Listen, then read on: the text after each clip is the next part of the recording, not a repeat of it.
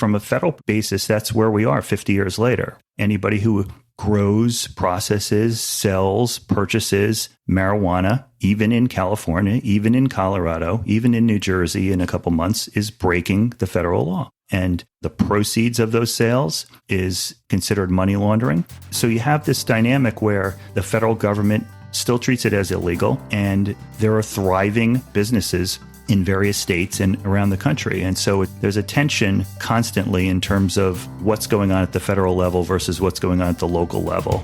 Welcome to the Midland Money Mindset Show. This is a podcast about the financial, money, and recreational mindset needed to successfully plan for and live your best life before and through retirement. Let's dive into today's show.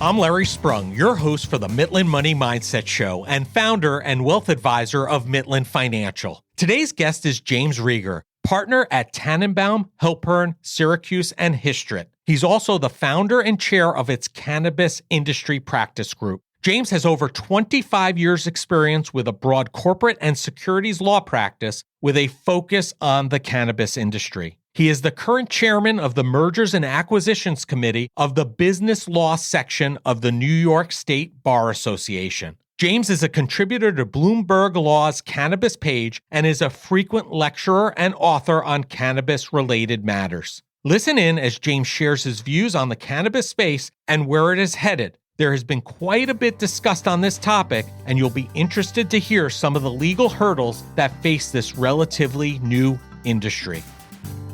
Well, hello, everybody. Larry Sprung here, and I have James Rieger, partner at Tannenbaum Helpern Syracuse and Hirschtritt. He's also the founder and chair of its Cannabis Industry Practice Group, something we've been hearing a lot about in the news recently. And welcome to the show, James. Thanks for having me, Larry. Appreciate it. Yeah, it's awesome to have you. So listen, I want the listeners to understand who you are and where you came from. So can you tell us a little bit about your path to becoming partner at Tannenbaum Helpern Syracuse and Hirschtritt? Sure. I've spent about half my career in two different places, half at Tannenbaum and half at what was a high-quality mid-sized firm in New York that had merged with a Washington, D.C. firm and then had a bit of scale. And I was there. I was a corporate generalist. I took a number of life sciences companies public in their IPOs, did public and private M&A, did some activist and hostile type public company work, very broad-based corporate background. And I was counsel there, and the politics of the firm were such that it wasn't clear to me that I was going to be a partner anytime soon. And we were going through an interesting point in the life of the firm. The powers that be decided in New York and Washington that the merger they had done 6 or 7 years earlier hadn't really worked out. And all of us in New York were in the process of effectively resigning and moving to a much bigger firm, Deckert, a Philadelphia-based firm with offices around the world. And at that time, somebody from my office just said, "Hey, I got this call from a headhunter, partner at a high-quality mid-sized firm in New York. You don't need to have any business, and I'm too junior for it. I thought of you." And I said to myself, those kind of jobs don't really exist. Everybody wants to have $1 million of business or more. And the role I played at my firm at that time was to come in and put your head down and work hard and be available. And we weren't a networking-centric firm. We weren't a marketing-centric firm. We had institutional and long-standing clients. And I interviewed with Tannenbaum and really hit it off with the folks there and saw that it was a unique opportunity for me to take my career in a different direction. They had a very active financial services practice. They were one of the early leaders in forming hedge funds, and I found that interesting. So I came in really to be a partner in at the time, 3 different groups: the financial services group, the corporate group, and they had a separate corporate securities group. So it's been a terrific move for me. And I think this month it's about 15 years for me there. So it's been nice. Wow. That's fantastic. And I think one of the nuggets that I took out from your story is something we talk about all the time on this show, which is how networking and your network equals your net worth. And right here is a great example where somebody who had an opportunity wasn't a good fit for them, and had it not been for them, who knows where you would be today, because that created a great opportunity for you and a good fit for Tannenbaum Helpern Syracuse as well and Hirschtritt. So what a great story and great point of networking and how it actually works really well. Yeah. Yeah. You're in an interesting field. You're in Cannabis Industry Practice Group. You're the head, the founder, and the chair of the group there at the firm. When you went to law school and were working to become an attorney, did you ever think you'd have a focus in the cannabis space? That's a funny question. I mean, think about how much the world has changed since then, right? I think I'm a little bit older than you. I graduated from college in 88. I graduated from law school in 91. The president, when I was graduating from college, was Ronald Reagan. If you remember Nancy Reagan and all those pieces that comprised the war on drugs, Yep. This is your brain on drugs. It was a really, really different world and place. Nobody ever heard of CBD back then. Marijuana was something that was truly underground. I think it was not till 1996 that California became the first state that allowed medical cannabis use. So it was really far removed from anybody thinking about that as a career path or anything like that. It was the land of drug dealers then who had anything to do with the distribution and sale of cannabis. And that as a legitimate business was not in anyone's mind. Yeah, and that's crazy because I don't think many people realize that even the medical use in California dates back all the way back to 1996. We're in this time frame now where things are moving a lot more quickly in that space than they had ever before. But I don't think really many people realize that it had been legal for medical reasons even way back when. Yeah, no, it's been a while. The Western states certainly led in terms of medical, and then they led in terms of recreational or adult use. So it's starting to move across the country and move to the east for sure. Yeah. So you talk about how this is spreading now as far as uses from medical to recreational. Can you give us, from your perspective, a 10,000-foot view of what you think is going on in the industry today and where you think it's going to end up going? Sure. First of all, I feel very blessed and lucky that I can play even a small part in the industry. It's a fascinating industry. It moves at lightning speed. Rules change all the time, new entrants into the space. So what you've got going on right now is you've got a bit of a scramble for licenses and market share, right? So as you probably know, Canada made cannabis use federally legal a couple of years ago, and people were very excited about that. It turns out Canada is a fairly sleepy market. Canada has the same amount of people as California has. And Canada put some sort of odd packaging and labeling requirements on cannabis, and they didn't have enough stores. And so it was a pretty slow rollout. Those companies up there that all raced to go public in Canada have sort of performed, poorly, consistently missed earnings estimates and things like that. And the excitement in the industry now is here in the United States. So we have these companies called MSOs, multi-state operators. That means they're not simply working with licenses in one state, but they're in multiple states. And so those companies are sort of in a race to gain scale, to gain licenses across many different states, and to gain foothold to have operations in those states. Branding, for better or for worse, branding is not really a big thing right now in cannabis. The rules and the way they work, you can't get a federal trademark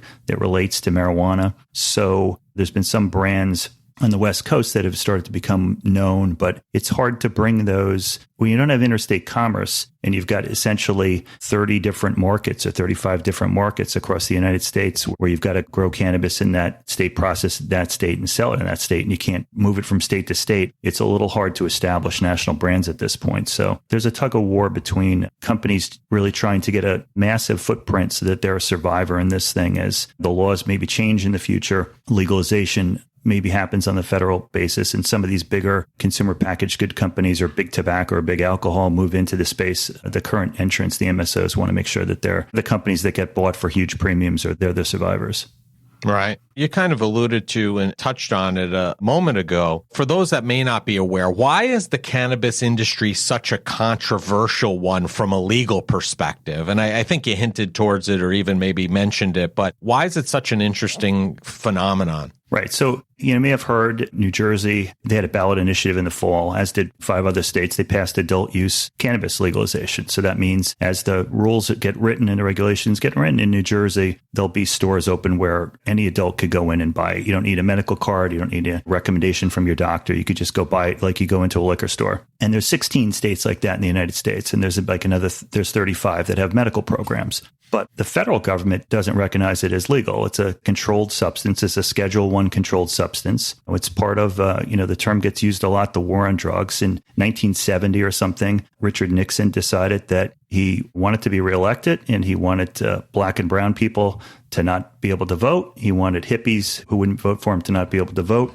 And he demonized marijuana, and it allowed It gave an excuse to break up parties and throw people in jail and take away their rights. And from a federal basis, that's where we are 50 years later, right? Anybody who grows, processes, sells, purchases marijuana, even in California, even in Colorado, even in New Jersey in a couple months, is breaking the federal law. And the proceeds of those sales is considered money laundering. So you have this dynamic where the federal government still treats it as illegal, and there are thriving hundreds of millions of dollars, billion-dollar businesses in various states and around the country. And so there's a tension constantly in terms of what's going on at the federal level versus what's going on at the local level. There's a industry publication I subscribe to called Marijuana Moment, and they've got 859 bills they're tracking across the country, from federal to across the 50 states. 859 pieces of cannabis legislation are being tracked right now, which is just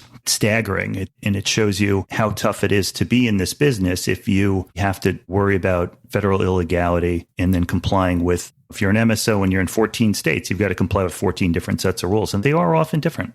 Right. So, I mean, in essence, what you're saying is if the federal government wanted to come in and shut this down for whatever reason, if there were some kind of mandate for them to do so, in your view, would they have the ability to do that, to just put an end to this if they wanted to? They would have the ability if they wanted to. Now, thankfully for the industry, various things have happened over the years that have made that less and less and less likely, right? I mean, if you think about it, right, William Barr was no fan of the industry. He tried to walk back some of the things that prior attorneys generals have done. So there was something called the Cole Memo a number of years ago that basically said breaking up or harassing state legal medical cannabis companies is not a priority of the Department of Justice. And thankfully for the industry, there's been an appropriations rider to the spending bill every year at the federal level for a number of years that has basically prohibited the Department of Justice from spending their funds to prosecute state compliant cannabis businesses. So the risk is much more theoretical than actual. And I think everybody believes with the blue wave that came in the fall, and the Senate and the presidency going to the Democrats, that the momentum is behind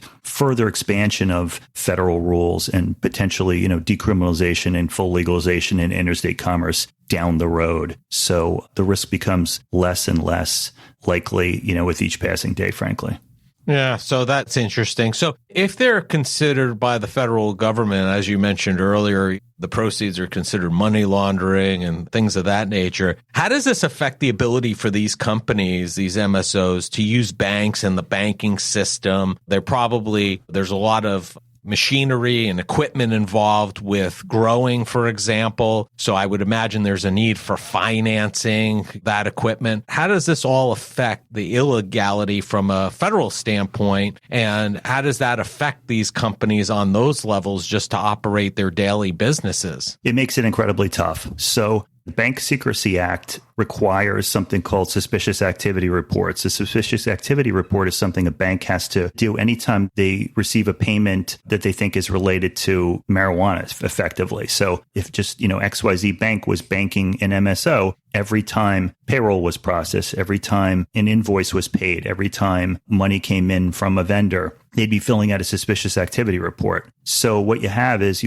essentially there's zero banks that you've ever heard of that bank the cannabis industry. There's, in theory, or I've heard numbers like there's 500 and something banks or credit unions that bank them, but I think that there's probably 100 or 150 that are really active, and there's a couple that dabble in it. So if you're a tiny credit union somewhere struggling to gain assets, you might be willing to hire the staff that's needed and go through the pain of filing the suspicious activity reports to bank a cannabis business, but you have no banks with scale, really. And so you really can't go get a mortgage. You want to buy a retail store, or you want to get a cultivation and grow facility and you want to get a mortgage. You're not going to a bank and getting a mortgage at 6% interest for that. You're going to a specialized fund or a REIT that deals with cannabis companies and charges a cannabis premium. There's a lot of cannabis premiums and, all throughout the ecosystem. And so you want to go get a mortgage on a cannabis cultivation facility, you're going to pay 13, 14, 15% if you can find it. We know people who do those, and you can find them, but the banking relationships are incredibly difficult to come by. I have a client who's a very prominent private fund in the cannabis business. And he's always said to me, you can name drop me whenever you want in your networking, but one thing you can't do do is tell people who I bank with because we can't afford to lose that relationship. And so he won't even share with me who he banks with. It's just proprietary.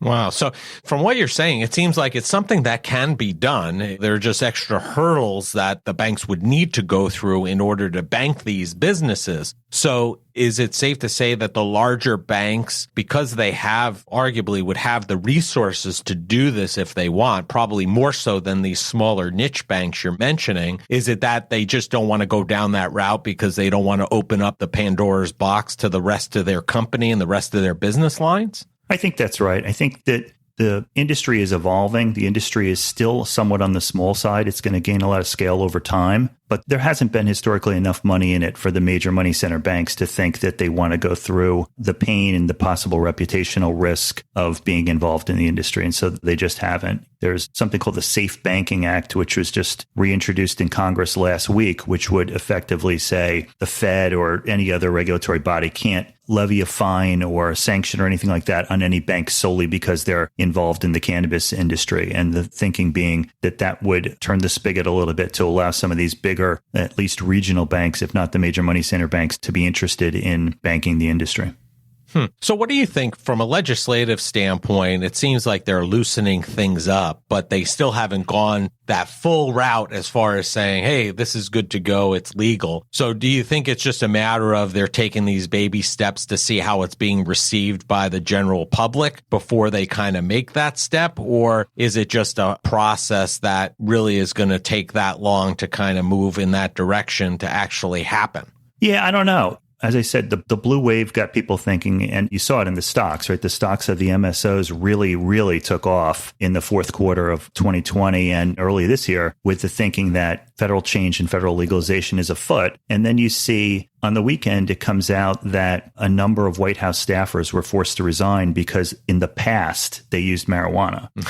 That doesn't sound to me like the Biden administration is pushing anytime soon for federal legalization, right? I mean, that cuts counter to that. So things like the Safe Banking Act, which to me seems non-controversial, right? I mean, one of the problems with the banking issue today is that a lot of things are done in cash. Employees at some of these companies are paid in cash. Companies drive a truck filled of cash to the IRS to pay their taxes. The IRS has had to build like cash rooms in various places because there's so much cash coming in. That is not safe, right? I mean, if you're talking about trying to rid the country of organized crime and organized crime with drugs, if you were organized crime, wouldn't you target one of these big movements of cash somewhere? Right. So there's a safety factor in passing banking reform. Presumably, you'll get better for compliance with people paying taxes if they can do so by wiring money through the Fed wire system. You really need credit cards as well, too. I mean, the Safe Banking Act would help usher in use of credit cards. I mean, the fraud that's going on in the industry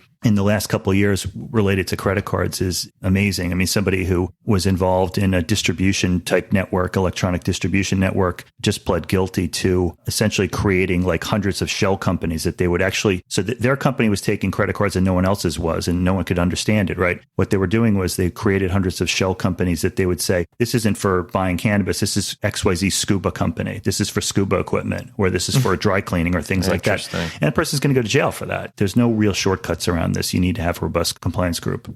So that's interesting because these companies are not allowed or supposed to be taking credit cards. Is that my understanding? That's exactly right. Huh. But some of them were creating unique structures in order to do so, in order to keep the business flowing and not turn people away who didn't have cash. Right. Wow. Interesting. So you're an attorney, right? So this is a space that you're operating in. You've talked to us about some of the pitfalls and things that these companies, these MSOs have to be aware of in the industry. So you as an attorney, what's your involvement with those in the cannabis space? How do you get involved? Who are you working with? And how do you help them? It's interesting because of the federal illegality. Thankfully for us, some of our larger competitors, right, the 1,000-lawyer law firms, the law firm that I would have worked for if I hadn't changed jobs, they have not been involved in the industry. We've kind of jumped in with both feet. So as I said, we've historically done a lot of fund formation work, private investment funds, hedge funds, venture capital funds, private equity funds. So we do a lot on the cannabis side on private fund formation. We do their SEC reporting and compliance advisory work there.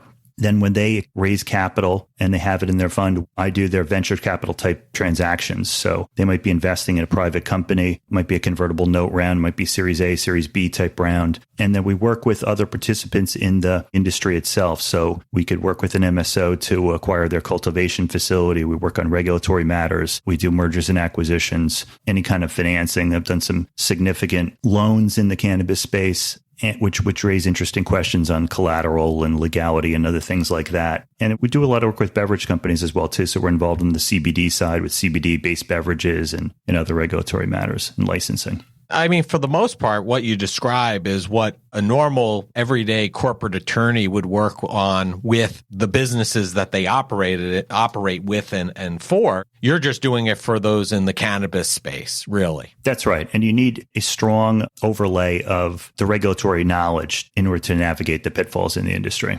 Right. I mean, how similar is it to like the alcohol industry? Because obviously there are some pitfalls also. You have some legislation or laws, I guess, that prohibit you from selling cross-border in states as well. Is it somewhat similar to the liquor industry as well? It's somewhat similar to it. Some people think that the cannabis industry may involve in a liquor type licensing and regulatory format where maybe you have different tiers. You have a producer, you have a wholesaler, and you have a retailer. Cannabis historically has not been in that mold, but more and more states that are legalizing seem to be focused on social equity, social justice, making sure that the people who are most impacted by the war on drugs, Black and brown communities with high poverty rates, high incarceration rates, that those people can participate in the industry and it's not all big business. So that's some of what's going on in the industry as well, too.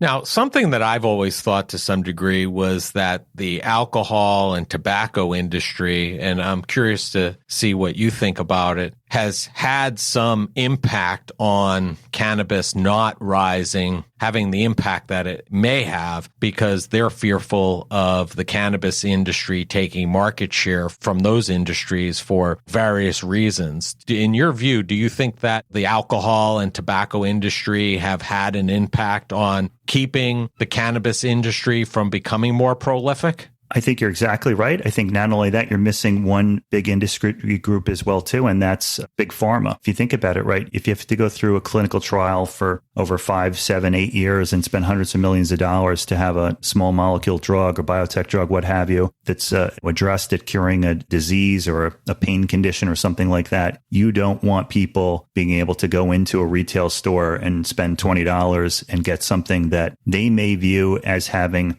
the same type of pain relief, aid with sleep, anxiety, and things like that. So I think there's a lot of lobbying that goes on behind the scenes from those companies, and including, big alcohol and big tobacco, to sort of keep cannabis in its place as something that's hamstrung and is a hard business to do. Some of the companies for sure are starting to take toeholds in the industry. British American Tobacco the other day spent $175 million to buy 19.9% of one of the Canadian licensed producers. Mm-hmm. And so those companies are starting to make inroads into the industry, but there's very few of them that have jumped in with both feet. I think you're right. I think they're comfortable. They love selling the hundreds of millions of cases of spiked seltzer and beer that they sell, and they don't necessarily want to lose market share. I mean, you do see there are some Wall Street reports that they're out on the industry that show things like binge drinking drops tremendously in states that have adult use recreational cannabis programs after they come in. Overall volumes of liquor and alcohol products drop after adult use cannabis programs come in. So I think you're exactly on the right path there. So what are hurdles if I'm an entrepreneur and I'm looking to get involved in the legal cannabis business? What are the top 3 hurdles that I should be aware of before kind of making my way into that business line? Yeah, there's so many. I don't even know where to start. But you've got to have the right team around you. You've got to have a robust licensing and regulatory team, right? First, you've got to focus on where you're going to operate, what the rules are, where you're operating. Taxes are a big one. This industry gets hammered with taxes. There's something called 280E, which means that cannabis companies cannot deduct anything other than the cost of goods sold. So they're paying effectively a much higher tax rate than somebody who's selling beer or somebody who's making widgets. And some people don't really understand that. They don't get their heads around that. They don't have the right accountant who knows how to navigate those things. So for instance, we tell people LLCs are all the rage these days, right? But we tell people don't form an LLC for a cannabis business. The reason is a C Corp, right, is essentially a blocker. If you messed up your tax, and 280, you can take a lot of different positions on how you're reporting your taxes and what you're paying taxes on. If you mess it up and you have a C Corp, the worst thing that happens is that C Corp is going to have a huge tax bill and theoretically may have to declare bankruptcy or cease operations or whatever. If you're operating a cannabis business as an LLC, it's a pass-through entity. So the government is going to look right through the human beings who own that entity and say, you owe me those taxes that you took an inappropriate position on in your tax returns. And now I'm going to go get a levy on your house and things like that and ruin your life. So it's a tricky industry to navigate on many, many levels. And just staying on top of the changing nature of it and the changing rules is very difficult as well, too, for companies.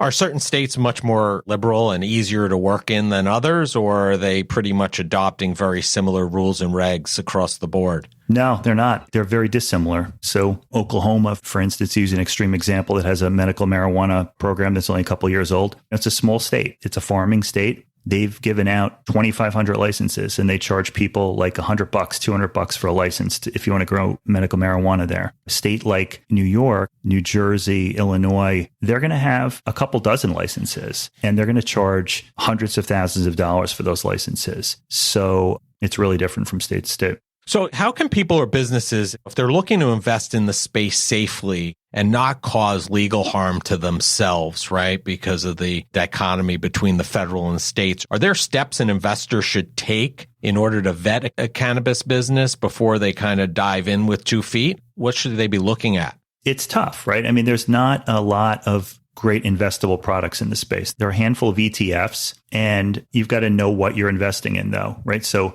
NASDAQ and the New York Stock Exchange, because of the federal illegality, will not list a business or an ETF that is a plant-touching business. So they're only going to list a company that's making lighting for the industry or something ancillary to the growing and handling and touching of cannabis. And so, which, by the way, is probably not a bad way to have access to the industry in a legal way, I guess, right? Because it's not illegal to make lights. That's exactly right. And then you can invest, obviously, in plant-touching businesses in certain brokerage accounts. There's a company I wanted to buy some shares of that I could not invest in a brokerage account that was connected to a major money center bank. And I could invest in a brokerage account that it was a standalone, independent, high-quality, mid-sized broker. So you've got to kind of do your homework, know what you want to invest in. And then if you're investing in individual companies on the stock exchange, the balance sheet and the management and who is behind them. Is there a deep pocket behind them somewhere who was going to help them through the dark times? Mid-2019 through mid-2020 was a very dark time for the industry. The stock prices really got decimated. Money was not available. The terms on capital raises or debt facilities were horrible when you can find the money. And thankfully now the stock prices are up. As I said, the blue wave and people getting excited about possible federal legalization someday have really sent the stocks to the races. But doing your homework, understanding what it is that they have. There's a company, I'm not going to mention a name, but it was the kind of company you saw in the New York Times Magazine section a couple of years ago. It was very popular. It was a West Coast brand. They had a huge store in New York, and they were an incredibly poorly run company. They had regulatory and licensing problems. They had management problems. And that company ended up issuing like 1 billion shares to pay vendors and things. And the stock price is 20 cents and they get delisted from the exchange and they're doing forced sales of assets. So everybody in the industry is not going to be a survivor for sure. And finding a strong management team and a strong balance sheet with strong assets, you can kind of look at where are they licensed in what states? Does that state seem promising to you? As I said, if you're growing medical marijuana in Oklahoma and there's 2,400 other people doing it, right, and it's a tiny state and you can only sell it to residents of Oklahoma, it doesn't sound like a terribly good business. But some of the companies that are working in Florida have done terrifically. There's so many older people who move there and an older population, and it's very easy to get a medical card. And people really spend their money on that as an alternative to alcohol and other things. Yeah, so I think it's like anything else. You have to do your due diligence. You have to know, and you even have to take probably a little further deep dive just because of the complexities involved. Me personally, I've been looking at these things for a while, and we've had clients call up and ask about them. And my sense is it's so difficult because there are so many out there and there hasn't been a true leader because it's so fragmented that it's really difficult to tell who's going to be around in 10, 15, 20 years and who's not. So that's difficult, sure. And like you said, I think you probably have to do a little deeper dive than you ordinarily would on a regular business because of the complexities involved with this one to make sure that you're making the right decision and probably be more diligent as far as being on top of your investment on a regular basis than maybe a company that has a very successful business that's been around for a very long time with a product that's not illegal in any way, shape, or form and was widely used. So I think that's going to be a concern and an issue. But what do you see coming down the pike for the industry? Do you see any major changes? I know you alluded to possibly this blue wave making a change on the federal level. Any other major changes you see coming down the pike that are going to impact this space in a big way? Yeah, there's a lot of things. One of them, as I alluded to it a little bit before, was the tension between whether this industry is going to be an industry of big businesses or there's going to be a huge social equity component of really smaller participants in it. So some of the states that have legalized in the last 5 to 10 years, most of them have done it through ballot initiatives where the people exert their will and say, we want to have an adult use, recreational use marijuana program. The states that try to do it through legislation are finding enormous conflict between, on the one hand, trying to create a big industry that results in a lot of tax dollars and a lot of jobs, which would obviously favor big business, right? It would favor the existing medical companies in those states that are already vertically integrated, that grow, that process, that sell. Versus a lot of legislators around the country are focused more on righting the wrongs of the war on drugs. In New York last year, 94% of the people who were arrested for cannabis possession, sale, use were people of color. Now, I can't imagine anyone thinks that 94% of the cannabis that was used in New York last year were from people of color, right, considering what proportion of the population they make up. So there are well-meaning legislators all over the country who are working on adult use cannabis programs who are insistent that we're going to carve out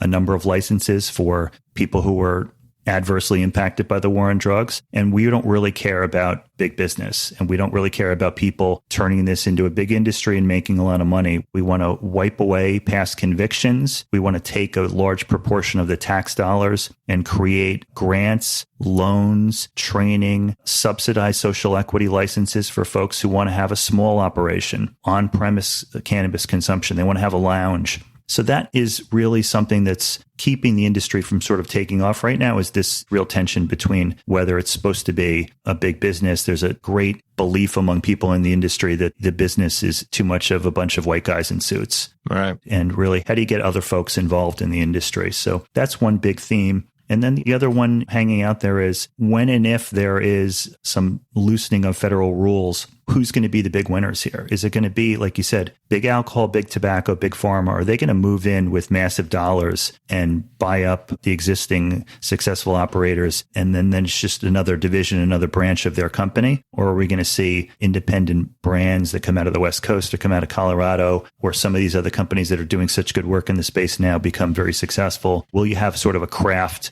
Will there be like a craft beer industry of this where you have smaller folks who concentrate on doing a certain thing well and don't necessarily care about selling tons and tons of it, but do it very well? So there's a lot of exciting stuff going on in the space, part of a Cannabis Hemp Networking Association of New York, and kind of try to tell my fellow networking participants, almost every month when we meet, that we're all really lucky to be in the space and be in such a dynamic, fast-moving, evolving space. It's, I started working in 91 and I was on the East Coast. So the dawn of the internet was really more of a West Coast thing. And I kind of missed that. And I kind of feel like this is my second go around for an opportunity to do one of these unique, once in a lifetime type participation in industry. Feel very blessed. Yeah, I think you're right on. And I think even more so, unfortunately, a lot of times these things, they try to wait and figure out how to release these things or unwind these things in a perfect manner. And it never happens in a perfect manner. So however they end up moving forward, whether it's on a state basis or federal basis, we'll probably end up seeing some kind of change because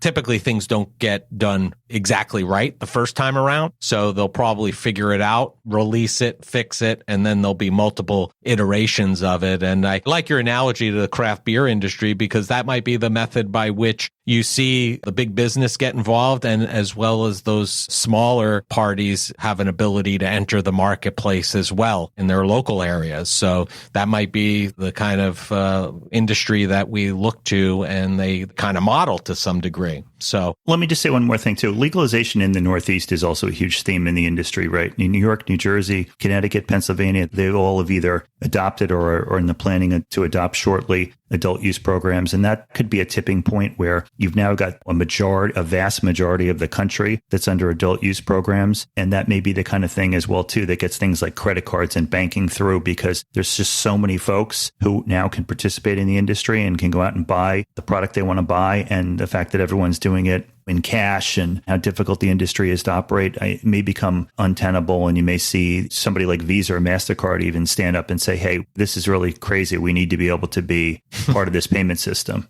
Right. Again, like you said, it's also a safety issue for the people working at and running these companies because it's great to have the cash, but it's liability in terms of safety for everybody that's there. So that's got to be thought of as well. So yeah, listen, I think you're involved in a very interesting time in a very interesting industry, and it's going to be very interesting and telling to see how things unravel and unfold over the years to come. And, it'll be interesting 10 years from now to listen to this episode and see where we are now versus where we were then, meaning today. So it's nice to have this snapshot in a moment of time here in 2021, and we'll see how things unfold. So, James, it's been a pleasure having you on the show, and we end every show asking each one of our guests the same question, and that is, what did you do today that brought you joy and put you in the right mindset for success? I rode my Peloton. Did you take that from me? No. Because that's my answer a lot of times. Is that right? Oh my gosh, yeah. From 25 to 40, I kind of sat around and didn't really exercise and put on a couple of pounds like most people do. And at 40, I decided to start exercising. And unlike many people who use their exercise equipment as a coat rack, I use mine. I use something, whether it's a weight stack machine or running outside or Peloton, 29 out of every 30 days. So to me, it leads to better energy throughout the day and you're focused. And I can't imagine not doing it. It's a great way to start the day. Awesome. So who's your go-to instructor? Kendall Toole. Okay. All right. Have you done the Metallica ride yet? That's the question. Yeah. That's a killer ride, right? That's a hard one. That's definitely a hard one. Yeah. Who's your go-to instructor? You know what? I don't really have a go-to. Literally, when I hop on the bike and I take a look, the first thing is how much time am I going to commit? I usually do a 30 or 45 minutes. And then the second thing is I look at the music. To me, if I have a lot of stress, I'll do an EDM ride because I just want to pound it out or something like that, or a Metallica ride. If I want something a little bit easier because I did a EDM ride 3 days in a row, I'll do more of a classic rock ride to take it easy. But yeah, I have a very similar story to you. I didn't do much exercising, and then I got my Peloton about 2.5 years ago, and I ride on average about 5-6 days a week. So wow, it's gotten me active, which is fantastic, and it doesn't hold close very long. It's just for a couple hours in between rides. So I thank you for sharing that, and I agree it's a great way to start the day. If people want to learn more about you or find you, we'll have all this information in the show notes. Where's the best and easiest way that they can find you? Yeah, so my firm's website, thsh.com, like Tom, Harry, Sam, Harry.com, and you'll see a bio for me with some, representative transactions and things like that. And I'm also pretty active on LinkedIn as well, too. James Rieger, Rieger at LinkedIn. Awesome, James. It's been a pleasure having you, and I'm interested to see where the industry goes, and I'm glad that you're involved in it, and make it a great day. Thanks a lot. I want to thank James Rieger for being a guest on the Midland Money Mindset Show. The cannabis industry is relatively new and growing quickly. The fact that cannabis is illegal on the federal level, but states are deeming it legal within their borders, makes for an interesting legal conversation, which James is helping to shape.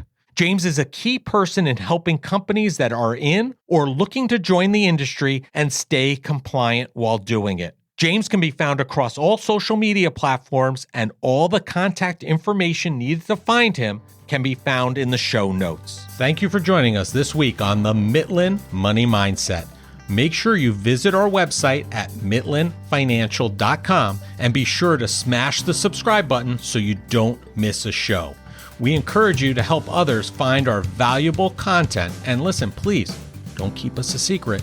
You can also schedule an Is There a Fit call right from our website or by using the link that you'll find in the description section of your podcast player or app. Be sure to join us for our next episode to learn more about the mindset needed to successfully plan for and live your best life before and through retirement. The opinions voiced in the Mitland Money Mindset Show with Lawrence Sprung are for general information only and are not intended to provide specific advice or recommendations for any individual. Past performance is no guarantee of future results. All indices are unmanaged and may not be invested into directly. Investing involves risk, including possible loss of principal. No strategy ensures success or protects against loss. To determine what may be appropriate for you, consult with your attorney, accountant, financial or tax advisor prior to investing. Investment advisory services offered through CWM LLC, an SEC-registered investment advisor. Guests on the Mitland Money Mindset Show are not affiliated with CWM LLC.